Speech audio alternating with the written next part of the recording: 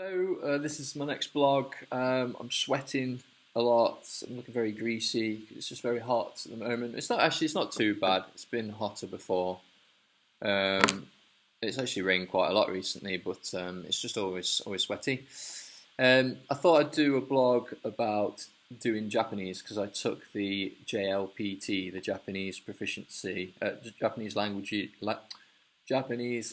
proficiency test recently, and I'll let you know how I did at the end.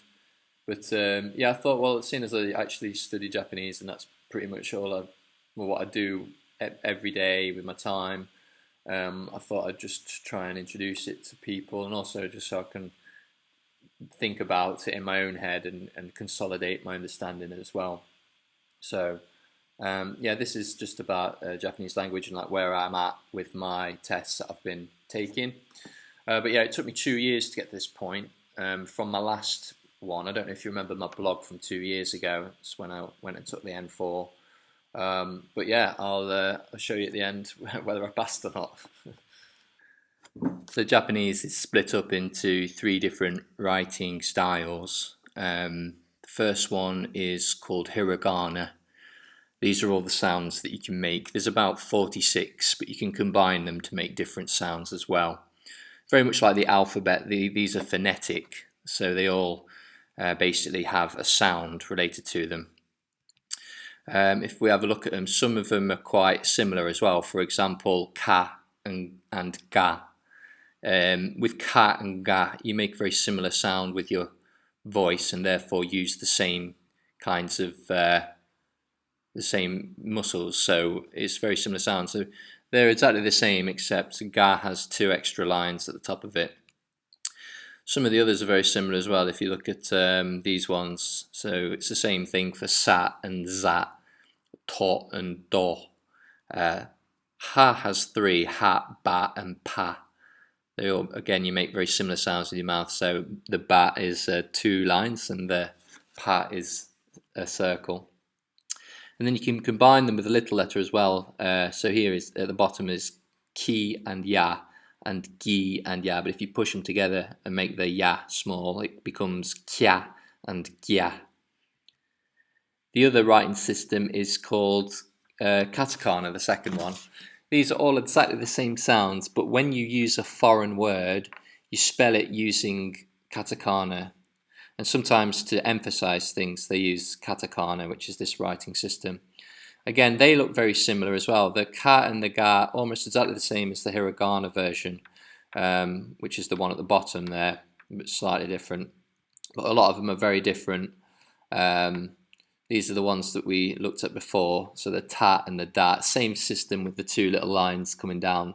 To and do, ha, ba, pa, and kya and gya. So these are three examples of foreign words. So you know in English how we've taken the word karaoke from Japanese and pajamas from a language from India. It's the same with Japanese, but there's about 20,000 words that are taken from, I think it's English, to make up words. It's the same with when we was invaded by the French 1,000 years ago. We took like 20,000 words from the French language, like restaurant and beautiful. So these are using the katakana writing system, which is for all the foreign words. So the top one is pronounced satato. Let's see if you can guess which words these are, which English words. The next one is stop, and the last one is adamu. So the top one means start, starto. The second one means stop, stop, and the last one is adamu. You'll notice they all end with vowel sounds,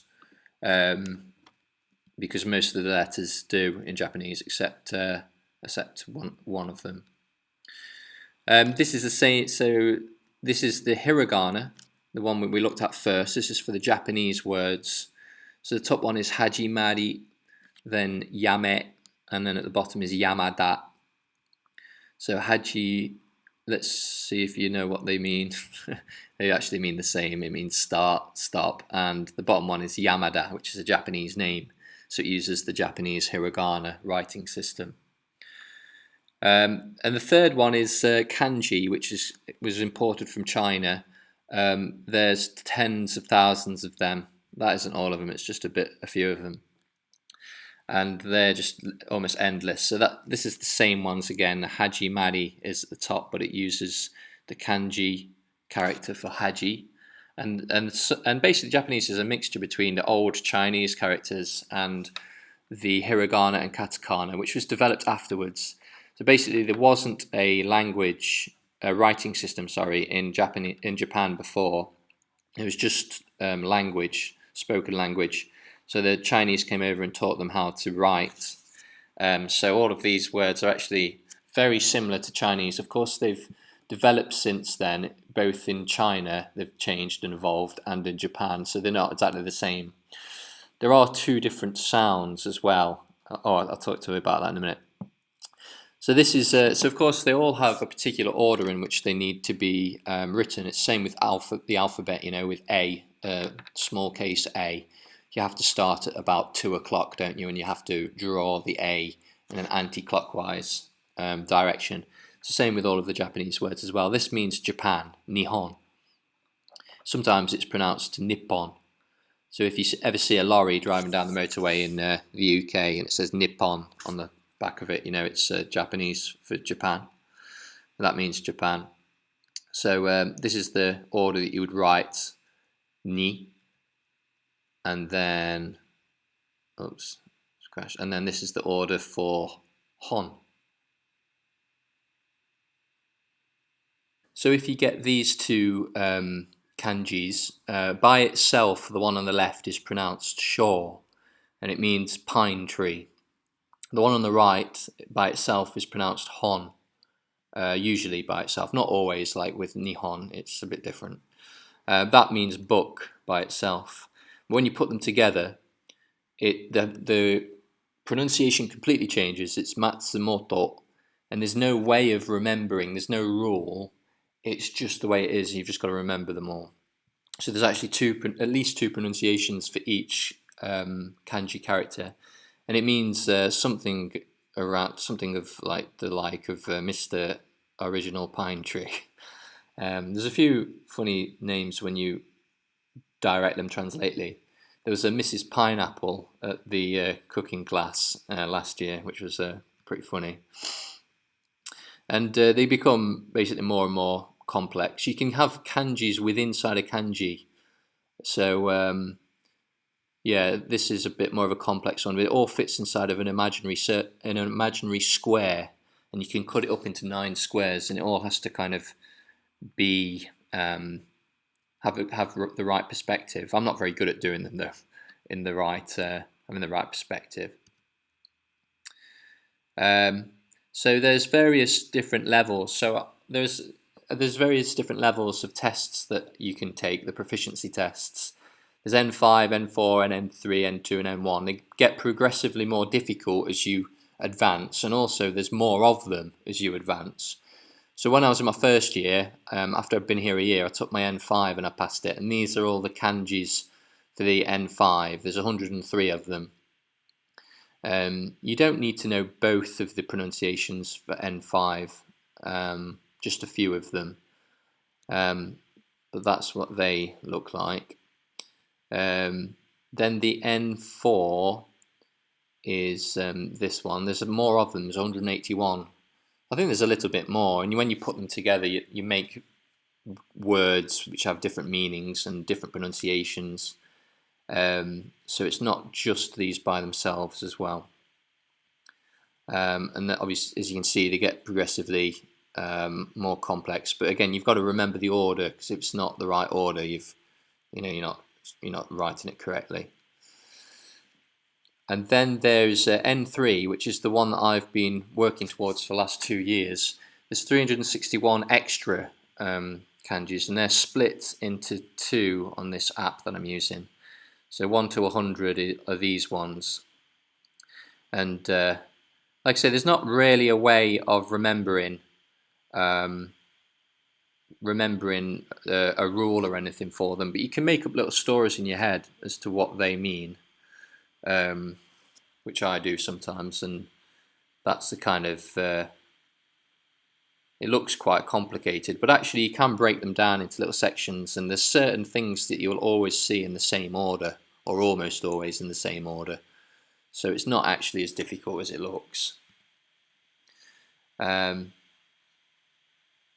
anyway, this is a bit of, so obviously you don't just have to remember the words and how to write the words, there's the grammar as well. So this is an example of the grammar when you first start. So it's watashi wa hon o kao, which means I will buy a book, or I buy books. Obviously the order is different in English and in Japanese. The verb comes at the end in Japanese. The one thing that's similar is that the subject is always at the start. So I and watashi are both at the start. A few similarities as well is that the adjective, and if an adjective is describing a noun, it's in the same order in Japanese as it is in English. You have the adjective first and then the noun, like a big book or large shop or whatever. Here's another example. So like watashi wa hon o katta, which means I bought a book, which is just the past tense.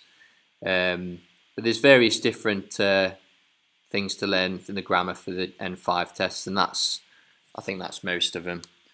You use them a lot because it's very simple, so you use them every day, and therefore you can practice it quite a lot, and you can become better at it quite quickly. But as you progress, you start to learn stuff that you wouldn't use every day, which I'll show you in a minute.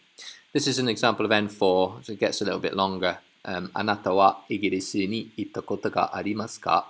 Which means, have you ever been to the UK? But when you start learning stuff like this, it's a lot easier to make conversation. You know, have you ever, and then you can just conjugate the verb and use the right noun or whatever, and to ask somebody if they've ever had an experience, which is great. When I first learned this was the first time when I could really start to make conversation. It's a great conversation starter, that one.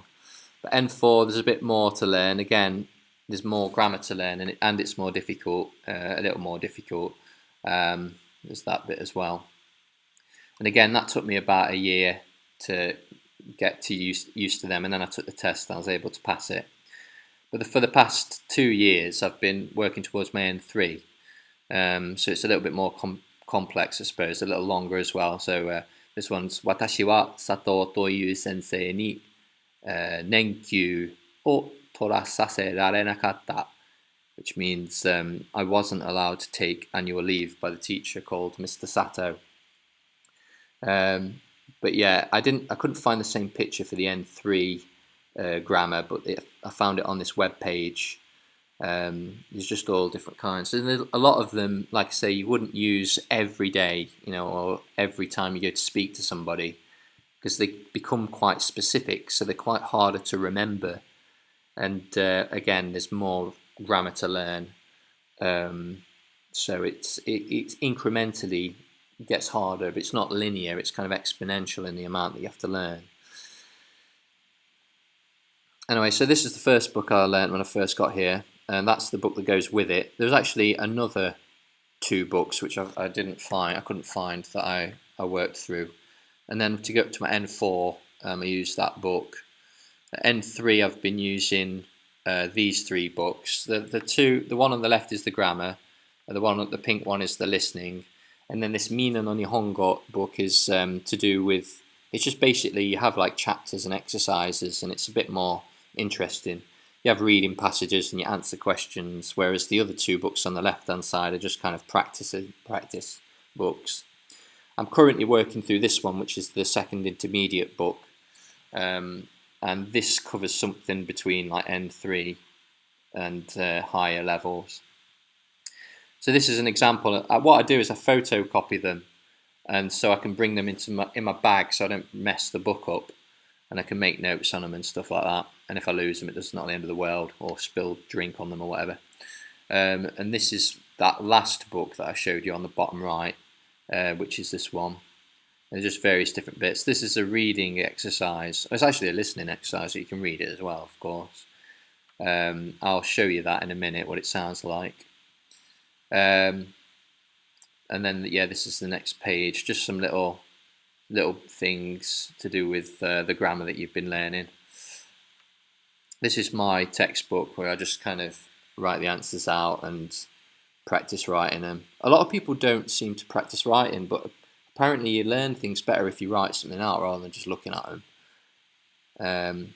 This is my new books, my new Word folder, and I add to it every so often. I've finally switched to using a computer, which has made my life a lot easier. So this one on the left is, I'll show you now.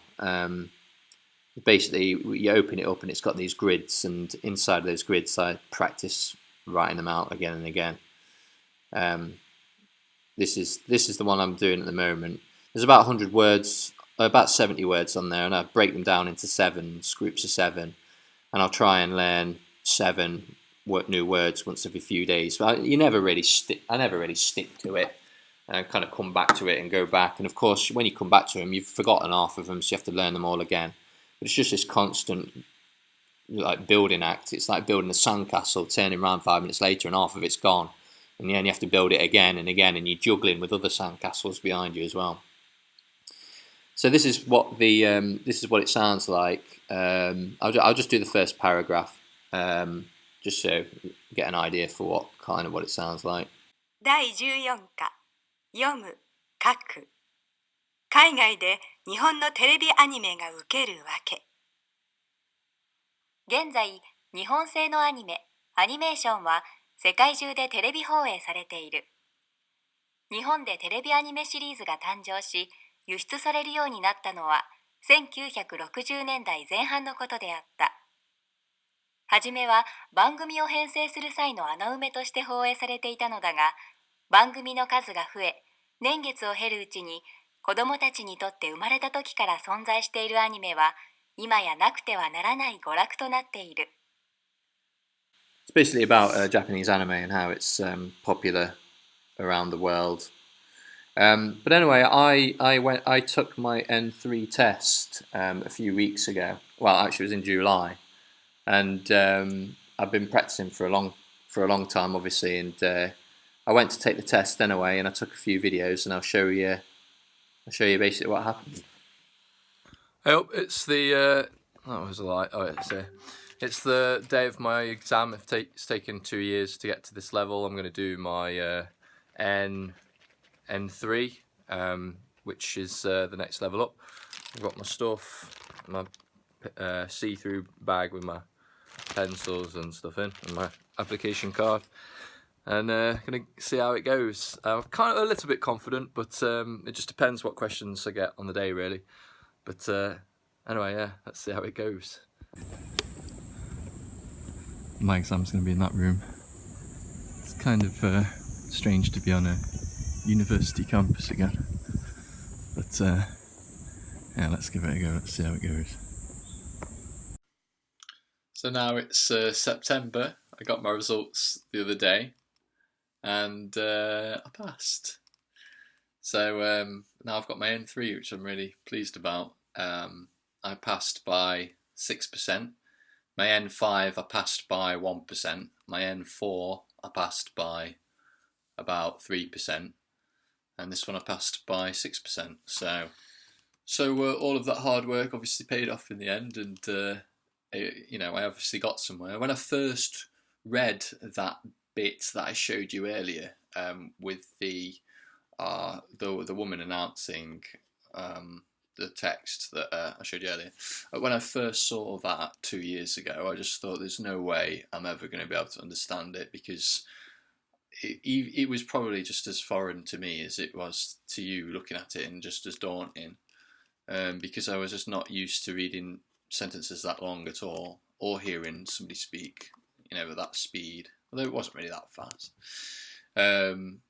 So yeah, it just goes to show that even though you don't notice, because it's just a slow progression over a long period of time, obviously, you do make progress eventually. It's just interesting to see. You don't really realise it until these kinds of moments. So anyway, I'm really happy about that. So yeah, I'll probably try for my N2 eventually. It'll probably take me about 2 more years before I can I'm in a position to be able to take that. But when I pass that, I'll be able to apply for just a normal job inside of any old company inside of Japan. Not that I particularly want, I might not want to, it's just that that's what you're meant to be able to do at your N2, and then N1 is even higher than that, really. But the only problem is, it's all right doing the test and you can understand what people say, you can write it, you can read it, but actually speaking is one of the most important things, and it's kind of gone to the back of the priority list, especially when you're just practicing for an exam all the time. You don't really concentrate on speaking, which I think that's my weakest skill. So I need to just keep practicing my speaking, really. I want to kind of get a bit better at my speaking over the next year before I leave, really. So yeah, just I finally got there, so I'm happy with that. So anyway, we'll leave that one there. I hope you enjoyed it. I hope you found it at least a little bit interesting. And I'm sure I'll do another blog after I come back from my trip to the UK. Right, anyway, speak to you later. Alright, see you, bye.